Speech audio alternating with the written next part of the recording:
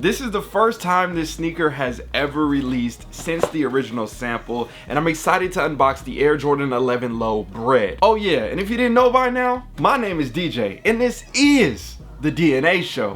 Now I'm sure all you guys know about the high top Air Jordan 11 Bred. We saw these from back in the day, known as the black and reds, the playoffs, you name it, whatever nickname you like to call it. This is a classic. Now before we get into the low top version, you know we got to talk about the history first. Back in the 95-96 season, MJ was making his way back into the league. We had already seen the Air Jordan 10s hit the streets, and now the 11s had its time to shine, literally, because it had patent leather all throughout the sneaker, which was something that had never been done before. And MJ debuted the model with the Air Jordan 11 Concord first, and then later in the playoffs we saw the Bred 11s hit the court, and from that moment on it was nothing but history. Now one thing that a lot of people didn't notice or realize during this time as well, MJ actually wore the Bred 11s in a low cut version, not only in the IE but in a patent leather Bred low as well. Pictures have surfaced on the internet with MJ wearing a sample version of the patent leather pair with a red collar on there, which also makes me understand why they have the IE version with the red collar,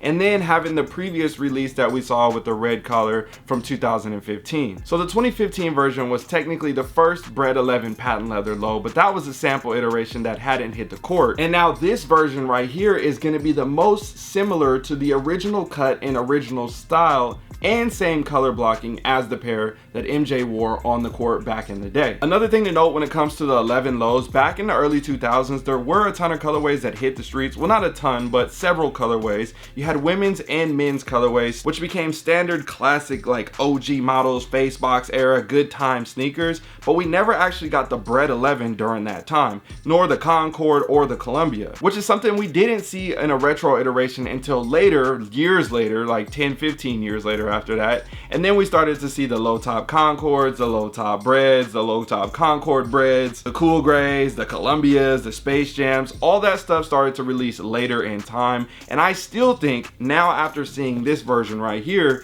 they need to redo all those and give us this type of style and cut, giving us that OG vibe, because honestly, this might be one of the best ones out of every low top that has released. So it took about 20 years for them to drop the first pair with the red collar, and then another 10 years after that for us to get this version right here, which is similar to the OG. But I am excited to go through all the details and show you the differences between these and the high tops. Starting with the box, as you can see, this is going to be traditional to your original style Air Jordan 11 box from back in the day. You got your Nike branding with the tan top and then the orange around it. You could call it orange or red, you decide.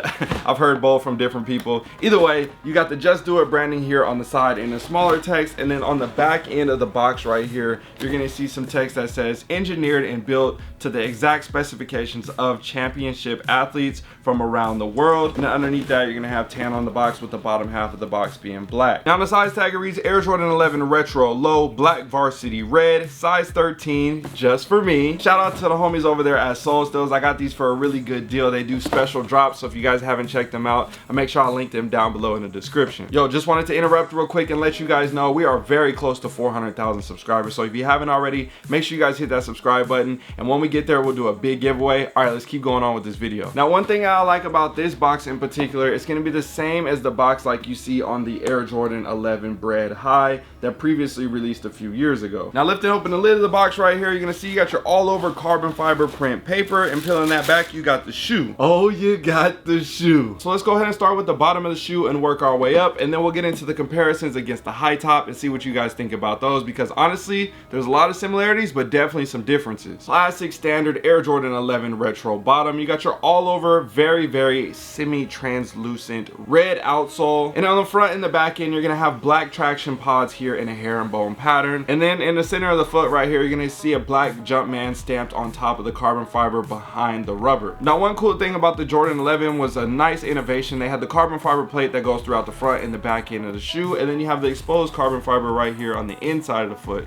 Now this is going to be a difference between the previous retro, but again I think they did a really good job on the carbon fiber print, because when it comes to Jordan 11s and the carbon fiber print, sometimes it doesn't look that good. Now going up to the midsole, you're going to have your all white Phylon material, nice and soft and cushy when it comes to the touch, and then going to the upper, classic to your standard Bred 11s, you're going to have your patent leather in all black, and you have that nice white finish right here giving you that OG style and cut. Same thing about the cut, it has that nice high cut here Obviously it's a low top, but at the end of the day, the shape and integrity of the shoe looks really good compared to your standard 11 lows. Now when it comes to the top half of the shoe right here, you're gonna have a nice black mesh with your black eye stay areas here, and then your fat rope laces going up throughout the center of the foot. You're gonna have that same black mesh on the tongue, and then your classic Jordan patch here in the center of the tongue with the white text and the red Jumpman. Now going to the back end of the tongue, this is gonna be same thing as the OG, even though it's on the low top. You're gonna have the square patch here, and it says quality basketball products inspired by the greatest player ever. And then inside the collar right here, all black on the material. Now looking at the sock liner and the insole here, that's gonna be all black with the white Nike Air. And then you have a Dream Cell insole here. Not the best, but definitely not the worst, and for sure an upgrade from the cheaper blue insoles that we typically see.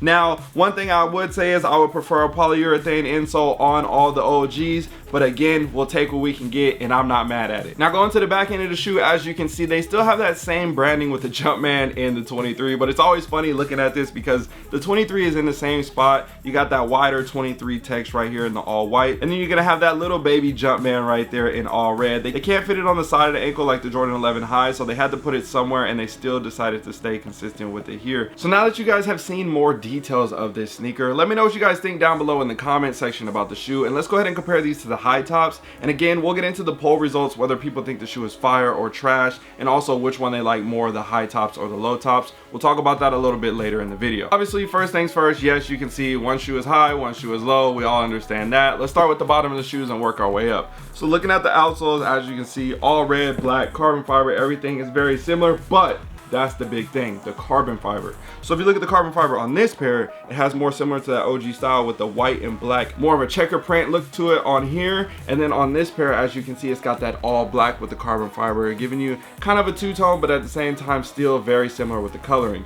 So just immediately, as soon as I opened these out the box, I realized like, oh damn, they switched up the carbon fiber from the previous retro from a few years ago, which is similar to the OG. Now looking at the midsoles, everything is gonna be similar there. And looking at the toe of the shoe, honestly, I feel like the toe and the integrity of these are pretty similar. You could say it's a little bit more bubbly on the low top, but at the same time, I think they did a really good job compressing that and not making it too bubbly compared to the previous retros that have dropped over the past years. Now looking at the cuts and the lining, everything like that, gonna be very similar as well with that white line around it. The mesh looks same. And then on the tongue, you're gonna have a lot of similarities there as well. Now looking at the back end of the tongue, like we talked about earlier on this high top pair, you can see same thing here. You're gonna have that same patch. And then on the inside of the sock liner, black with the white text. Now this is the biggest switch up like we talked about earlier in the video, the 23 on the back end and where it's placed, kind of how it sits on the shoe, and then the overall placement and size of the Jumpman on the Bred 11 high compared to the low top here. You can see a large Jumpman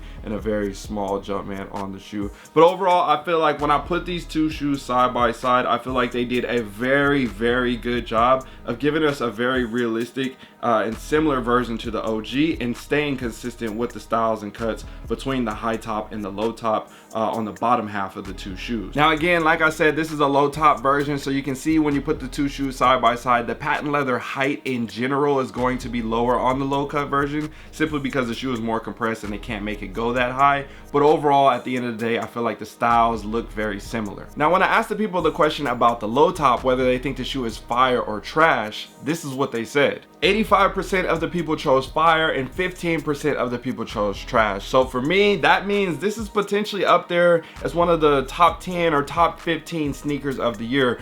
Typically when we have percentages like this, that means it's going to be a shoe that a lot of people love. Whether it may sell out or not, at the end of the day, it's going to be a highly appreciated sneaker for the year. And again, it's a Bred 11. How do you miss on this? You know what I'm saying? Like, everybody loves Bred 11s. At least a lot of people do. Now when it comes to the high top versus the low top, this one I was very interested in because I know the low top is the new hot shiny thing, but at the same time, the high top it's the high top. You know what I'm saying? Like, how do you lose on that one? 89% of the people chose the high top and 11% of the people chose the low top. Now again, depending on your height, depending on where your calves sit, you name it, there's so many different scenarios as to why people like high tops and low tops, and the colors and different reasons to why, and what's more functional for their lifestyle, and there's so many different answers as to why people voted what they voted. But I can still understand why the high top was a very dominant vote in this category. Again, the low tops are cool and all, but you just cannot beat the high. So the Bred 11 Low is set to release soon, and the retail is going to be $190, and these are honestly going for around the retail price. Some are higher, some are lower, depending on where you get them.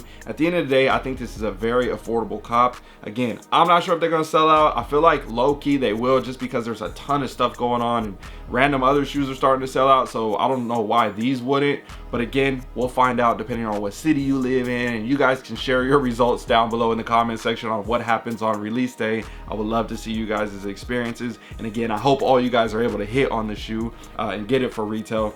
But these shoes are sitting for that price now, but the question is, will these be sitting for that price later? A couple years from now, 5 years from now? Will this be a $200 shoe still, or will this be a $350+ sneaker? Let me know what you guys think down below in the comment section. Again, I already got my pair, but I'm thinking about doubling up because I plan on rocking these real soon, and I know for a fact I'm gonna wanna have a pair on ice. So that's gonna do it. I hope you guys enjoyed this quick review. Again, I have plenty more on the channel, so if you haven't already, make sure you guys hit that subscribe button. We are so close to 400,000. Once we get there, we got a big giveaway coming, and I'll see you guys in the next video. I would never let you down, it's in my DNA. The only choice I like to make, what I'ma wear today. I would never let you down, it's in my DNA. The only